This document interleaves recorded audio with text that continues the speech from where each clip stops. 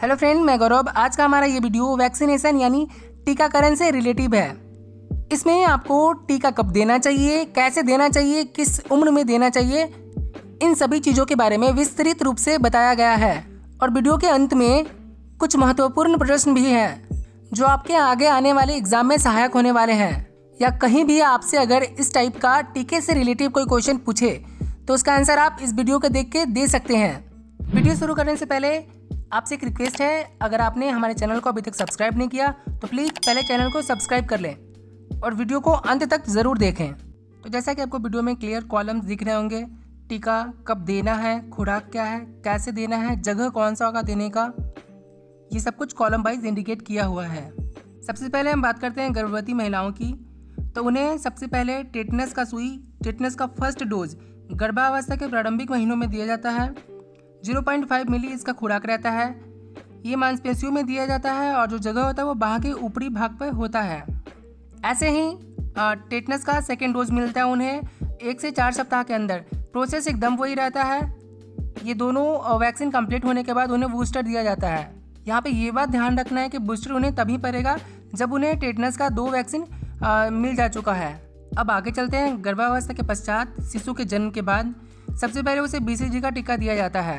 अगर किसी भी कंडीशन में BCG का टीका जन्म के समय अगर छूट जाता है तो 1 वर्ष के अंदर जितना जल्दी से जल्दी हो सके यह टीका बच्चे को देना चाहिए। अगर इसे जन्म के समय दिया जाए तो 0.05 मिली और अगर जन्म के बाद दिया जाए मतलब 1 साल के अंदर तो 0.1 मिली इसका डोज रहता है। इसे बाह की ऊपरी ओर त्वचा के अंदर दिया जाता है। अगले टीके की बात करें, हेपेटाइटिस बी।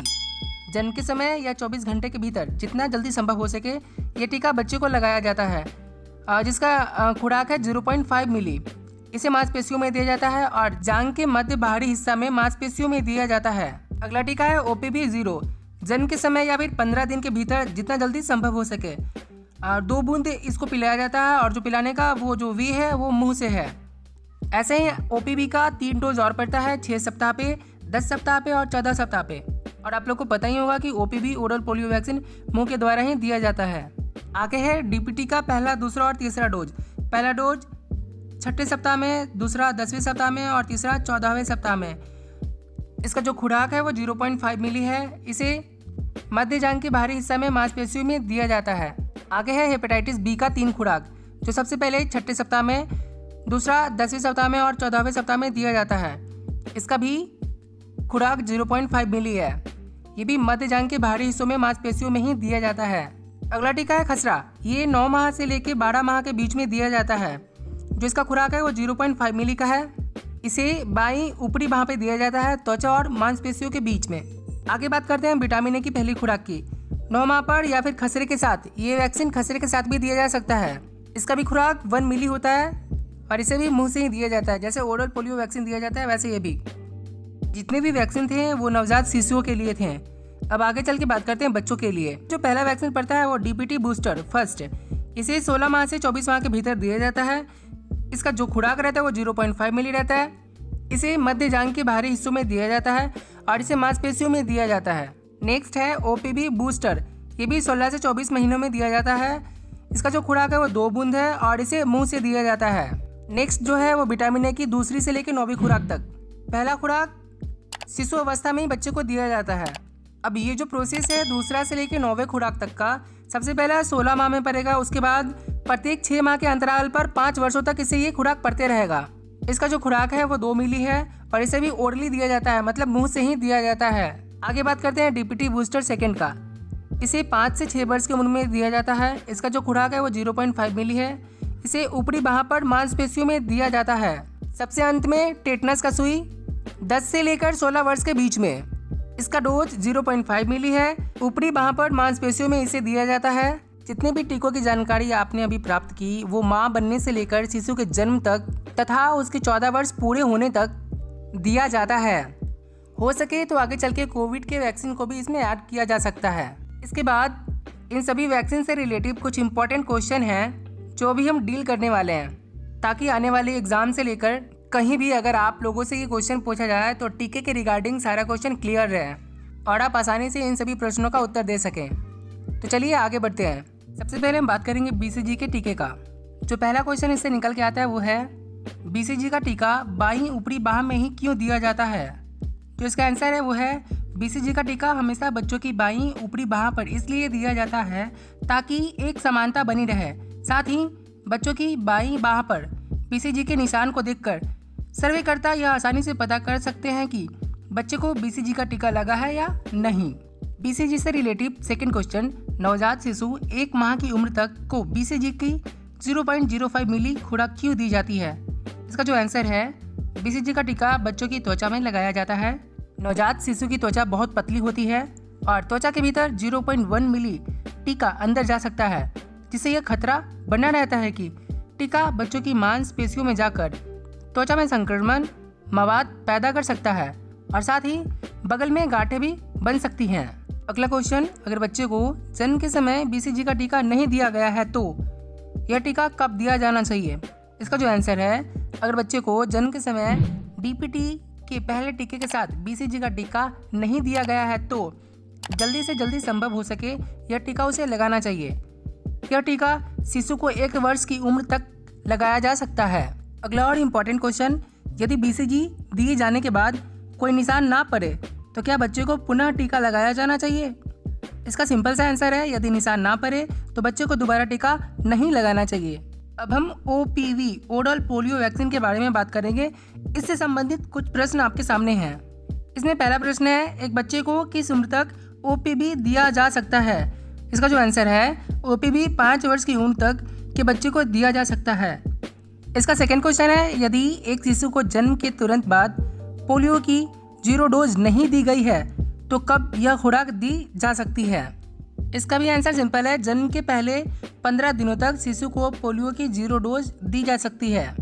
अगला क्वेश्चन है, क्या डीपीटी बूस्टर खुराक के साथ ओपीवी और विटामिन ए दिए जा सकते हैं? तो इसका आंसर हाँ है। अगला क्वेश्चन है, क्या ओपीवी के तुरंत बाद शिशु को स्तनपान कराया जा सकता है? इसका भी आंसर हाँ है।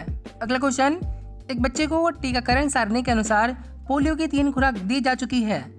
क्या इस बच्चे को पल्स पोलियो अभियान के दौरान पोलियो की खुराक दिए जाने चाहिए या नहीं? इसका आंसर है हाँ। 5 वर्ष तक की उम्र के सभी बच्चों को पल्स पोलियो अभियान के दौरान पोलियो की खुराक पिलाई जानी चाहिए, भले ही उन्हें टीकाकरण सारणी के अनुसार पोलियो की 3 खुराक पहले मिल जा चुकी है। आने वाला क्वेश्चन डीपीटी टीका से संबंधित है। इसमें पहला क्वेश्चन है, 2 वर्ष से अधिक उम्र के बच्चों के लिए केडीटी टीके के स्थान पर डीपीटी क्यों दिया जाता है? इसका जो आंसर है क्योंकि काली खांसी के मामले अधिकतर बड़ी उम्र के बच्चों में पाए जाते हैं और टीकाकरण के बाद होने वाली विपरीत घटनाओं का खतरा डीटी के मुकाबले डीपीटी टीकों से ज़्यादा नहीं रहता है। अगला क्वेश्चन, यदि बच्चों को टीकाकरण सारणी के अनुसार डीपीटी पहला, दूसरा, तीसरा और ओपीवी पहला, दूसरा, तीसरा नहीं दिए गए हों तो किस उम्र तक ये टीके दिए जा सकते हैं? इसका जो आंसर है डीपीटी का टीका 7 वर्ष की उम्र तक एवं ओपीवी 5 वर्ष की उम्र तक बच्चे को दिया जा सकता है। यदि बच्चे को पहली खुराक दी गई है परंतु सारणी के अनुसार उसका टीकाकरण पूरा नहीं हुआ है तो दोबारा से इन टीकों को देने के बजाय बाकी बची खुराक दे देनी चाहिए। अगला क्वेश्चन है, डीपीटी के 2 टीकों के बीच कम से कम 4 सप्ताह का अंतर क्यों होना चाहिए? इसका जो आंसर है प्रत्येक टीके के हर खुराक देने के बीच 4 सप्ताह का अंतर होना चाहिए। यह इसलिए आवश्यक है क्योंकि अंतराल कम करने से टीके का प्रभाव कम हो जाता है, अर्थात रोग प्रतिरोधक क्षमता अच्छे से विकसित नहीं हो पाती है। जब 2 टीके के मध्य 4 सप्ताह का अंतराल होता है तब रोग प्रतिरोधक क्षमता अच्छी प्रकार से विकसित हो जाती है। नेक्स्ट इज, डीपीटी जांघ के बीच के बाहरी हिस्सों पर ही क्यों दिया जाता है, कूल्हे पर क्यों नहीं या फिर हाथ में क्यों नहीं? डीपीटी जांघ के बीच के बाहरी हिस्सों पर इसलिए लगाया जाता है जिससे कूल्हों की सियाटिक नस को क्षति न पहुंचे। इसके अलावा वैक्सीन कूल्हों की वसा में इकट्ठी हो जाने से शरीर में रोग प्रतिरोधक क्षमता विकसित नहीं हो पाती है। अगला क्वेश्चन है, यदि किसी बच्चे में डीपीटी से एलर्जी पाई जाए या किसी को डीपीटी टीका देने पर दिमाग पर असर हो जाए तो क्या किया जाना चाहिए? इसका जो आंसर है, यदि किसी बच्चे को डीपीटी टीके से एलर्जी हो या दिमाग पर असर हुआ हो तो उसे तुरंत डॉक्टर के पास ले जाना चाहिए।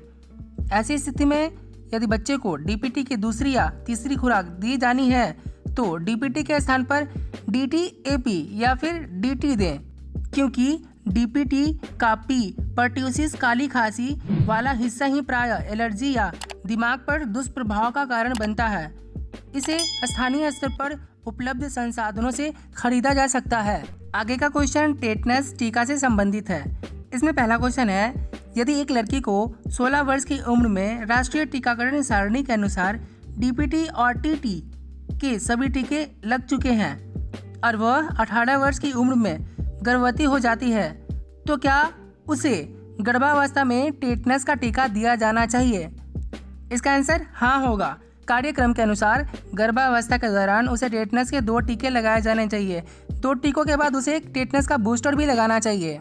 अगला क्वेश्चन, क्या 10 वर्ष और 16 वर्ष की उम्र में टेटनस केवल लड़कियों के लिए ही है? इसका आंसर है नहीं, यह टीका लड़कों एवं लड़कियों दोनों को लगाया जा सकता है। नेक्स्ट, क्या टेटनस का टीका गर्भावस्था के पहले 3 महीनों में दिया जा सकता है? इसका आंसर हाँ होगा। गर्भावस्था का पता चलते ही यह टीका लगाया जाना चाहिए। अब हम हेपेटाइटिस बी के टीका के बारे में बात करेंगे। इसमें जो पहला प्रश्न है, क्या हेपेटाइटिस बी का टीका डीपीटी के टीके के साथ में एक ही सिरिंज से मिलाकर दिया जा सकता है? इसका आंसर नहीं होगा। डीपीटी और हेपेटाइटिस बी के टीके यदि अलग अलग हैं, मिलाकर या एक ही सिरिंज में नहीं दिए जाने चाहिए। नेक्स्ट क्वेश्चन है, हेपेटाइटिस बी का टीका किस उम्र तक दिया जाना चाहिए? इसका जो आंसर है, राष्ट्रीय टीकाकरण सारणी के अनुसार हेपेटाइटिस बी का टीका 1 वर्ष की उम्र तक डीपीटी की पहली, दूसरी और तीसरी खुराक के साथ दिए जाना चाहिए। अगला क्वेश्चन है, जन्म के समय हेपेटाइटिस बी का टीका शिशु के जन्म के 24 घंटे के भीतर क्यों दिया जाना चाहिए? इसका जो आंसर है, जन्म के 24 घंटे के भीतर हेपेटाइटिस बी का टीका लगाने से शिशु में प्रसवकालीन हेपेटाइटिस बी को फैलने से बचाया जा सकता है। आगे का प्रश्न खसरे के टीके से रिलेटिव होगा। इसमें पहला प्रश्न है, खसरे का टीका बाईं भुजा पर ही क्यों लगाया जाना चाहिए? इसका आंसर है, खसरे का टीका बाईं भुजा पर ही लगाया जाना चाहिए ताकि एक समानता बनी रहे और जांचकर्ता को टीका लेने का प्रमाण भी मिले। इसमें आगे, यदि किसी बच्चे को 9 माह से पहले खसरे का टीका दिया जाता है, तो क्या इस टीके के बाद भी कोई टीका दिया जाना जरूरी है? इसका आंसर है हाँ। बच्चों के सारणी के अनुसार 9 से 12 माह और 16 से 24 माह की उम्र में खसरे का टीका लगाया जाना चाहिए। यदि खसरे का टीका इस आदर्श उम्र में नहीं लगाया गया हो तो यह 5 वर्ष की उम्र तक लगाया जा सकता है। अगला क्वेश्चन बहुत ही इंपॉर्टेंट है, खसरा कैचअप अभियान क्या है? इसका जो आंसर है, खसरा कैचअप अभियान किस राज्य या जिले में विस्तृत आयु वर्ग के सभी बच्चों को खसरे की एक खुराक देकर उनका टीकाकरण करने का एक विशेष अभियान है। कैचअप अभियान के अंतर्गत लक्ष्य आयु वर्ग के सभी बच्चों को खसरे की खुराक दी जाती है, चाहे उन्हें इससे पहले खसरे का टीका लगे हो या नहीं। इस कैचअप अभियान का लक्ष्य खसरे से देश के सभी बच्चों को प्रतिरक्षण करना और खसरे से होने वाली मौतों को कम करना है। एक कैचअप अभियान के अंतर्गत लक्ष्य आयु वर्ग के लगभग 100% बच्चों को टीकाकृत करना जरूरी है। नेक्स्ट क्वेश्चन है, खसरे की दूसरी खुराक को राष्ट्रीय टीकाकरण कार्यक्रम में क्यों शामिल किया गया है? इसका आंसर है, खसरा एक अत्यधिक संक्रामक बीमारी है जिसमें दस्त, निमोनिया या फिर मस्तिष्क संक्रमण संबंधित जटिलताओं के कारण व्यक्ति की अस्वस्थता और मौत तक हो सकती है। 9 माह की उम्र में खसरे का पहला टीका 85% बच्चों को सुरक्षा प्रदान करती है। दूसरी खुराक देने का उद्देश्य पहली खुराक के बाद असुरक्षित अन्य सभी बच्चों की सुरक्षा करना है।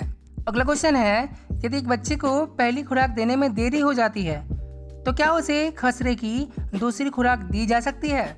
इसका जो आंसर है, बच्चे को सही उम्र में टीकाकरण करने के प्रयास किए जाने चाहिए, अर्थात 9 से 12 माह की उम्र में खसरे का पहला टीका तथा 16 से 24 माह की उम्र में खसरे का दूसरा टीका दिया जाना चाहिए। लेकिन यदि किसी बच्चे को टीका देने में देरी हो जाती है तो 5 वर्ष की आयु तक खसरे के टीके की 2 खुराक 1 महीना के अंतराल पर देनी चाहिए। नेक्स्ट क्वेश्चन है, यदि किसी बच्चे को SIA अभियान के दौरान खसरे की एक खुराक दी जाती है तो क्या उसे खसरे की नियमित खुराकें दी जाएगी? इसका आंसर है हाँ। टीकाकरण सारणी के अनुसार प्रत्येक बच्चों को खसरे की नियमित खुराक दी जानी चाहिए, भले ही बच्चे को खसरे की SIA खुराक दी जा चुकी है। अगला क्वेश्चन है, निर्माताओं द्वारा दिए गए वैक्सीन सीसी में घोल की मात्रा खुराक की मात्रा से अधिक क्यों होती है? इसका आंसर है निर्माता अपेक्षित मात्रा से अधिक घोल सीसी में भरते हैं, अर्थात सीसी में खसरे की 5 खुराक के लिए 2.5 मिली से अधिक घोल और बीसीजी की सीसी में 10 खुराक के लिए 1 मिली से अधिक मात्रा रखते हैं। ऐसा टीके में अपरिहार्य कारणों से घोल बर्बाद होने को ध्यान में रखते हुए किया जाता है। इसके कुछ पॉइंट हैं जो इस प्रकार है। हब और सुई में कुछ खाली जगह। सेकंड पॉइंट है वैक्सीन सीसी के भीतर दीवार पर चिपक जाना। और नेक्स्ट पॉइंट है स्वास्थ्य कार्यकर्ताओं द्वारा सीसी में पूरी मात्रा में टीका निकालने की अकुशलता। इसलिए इंजेक्शन की सीसी से पूरा घोल निकालना तथा इसका पूरा उपयोग वैक्सीन के मिश्रण के लिए करना आवश्यक है। अगला क्वेश्चन विटामिन ए से संबंधित है। इसमें पहला क्वेश्चन है विटामिन ए की कितनी रोग निरोधी खुराक दी जानी चाहिए और किस उम्र तक दी जानी चाहिए? इसका सिंपल आंसर है 5 वर्ष की उम्र तक विटामिन ए की 9 रोग निरोधी खुराक दी जानी चाहिए। नेक्स्ट क्वेश्चन विटामिन ए की 2 खुराकों के बीच कितना अंतर होना चाहिए? इसका आंसर है विटामिन ए की 2 खुराकों के बीच कम से कम 6 महीने का अंतर होना चाहिए। अगला क्वेश्चन है विटामिन ए सिरप कैसे दिया जाना चाहिए? विटामिन ए सिरप प्रत्येक सीसी में रखे चम्मच से दिया जाना चाहिए। चम्मच में दर्शाए गए आधे निशान तक 1 लाख आयु और पूरे चम्मच में विटामिन ए की 2 लाख आयु खुराक शामिल होती है। नेक्स्ट चीज विटामिन ए की कमी के लक्षणों वाले बच्चों के लिए क्या इलाज है? इसका आंसर है विटामिन ए की कमी का पता चलते ही बच्चों को 2 लाख आयु विटामिन ए की खुराक, इसके बाद 1 से 4 सप्ताह बाद 2 लाख आयु की दूसरी खुराक दी जानी चाहिए। नेक्स्ट है विटामिन ए की बंद शीशियों के भंडारण के लिए क्या दिशा निर्देश हैं? इसका आंसर है विटामिन ए घोल को सीधा धूप में न रखना तथा समाप्ति की तारीख से पहले इसका उपयोग कर लेना चाहिए। अगला क्वेश्चन है एक बार शीशी खुलने के बाद इसे कितने समय तक उपयोग में लाया जा सकता है? इसका आंसर है विटामिन ए की शीशी एक बार खुलने के बाद 8 सप्ताह तक उपयोग में लाई जा सकती है। शीशी पर खुलने की तारीख लिख देना चाहिए। नेक्स्ट क्वेश्चन विटामिन ए अनुपूरण के अलावा विटामिन ए की कमी को रोकने के लिए अन्य कौन से दिशा निर्देश हैं?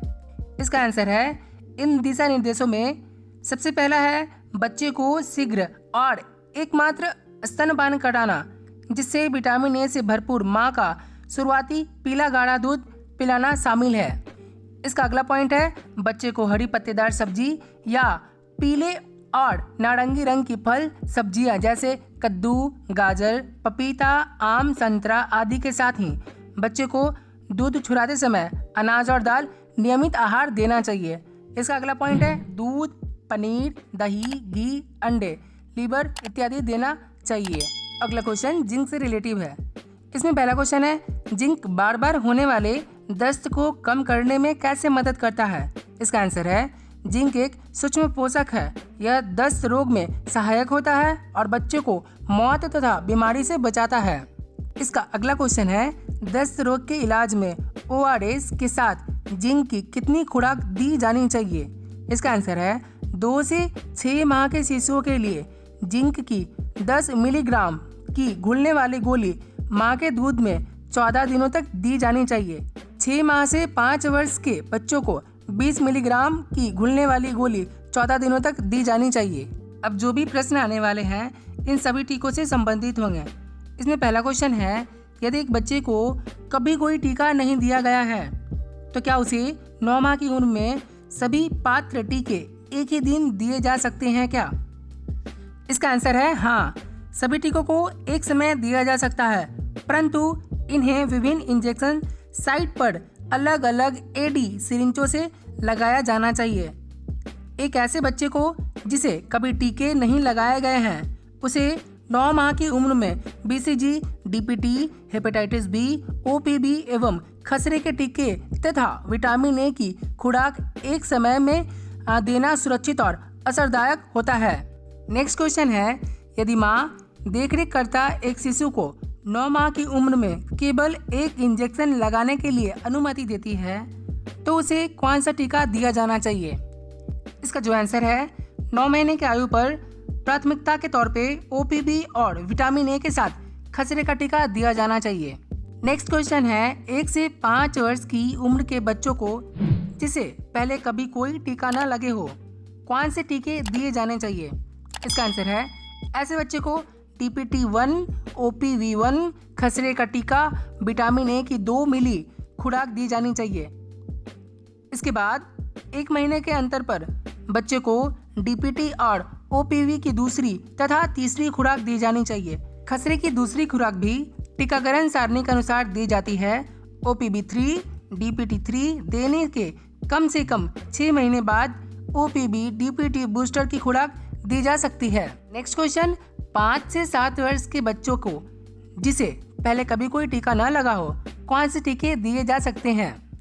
इसका आंसर है, ऐसे बच्चे को 1 महीने के अंतर पर DPT की पहली, दूसरी और तीसरी खुराक दी जानी चाहिए। 7 वर्ष की उम्र तक DPT तीसरी देने के कम से कम 6 महीने बाद DPT बूस्टर की खुराक दी जा सकती है।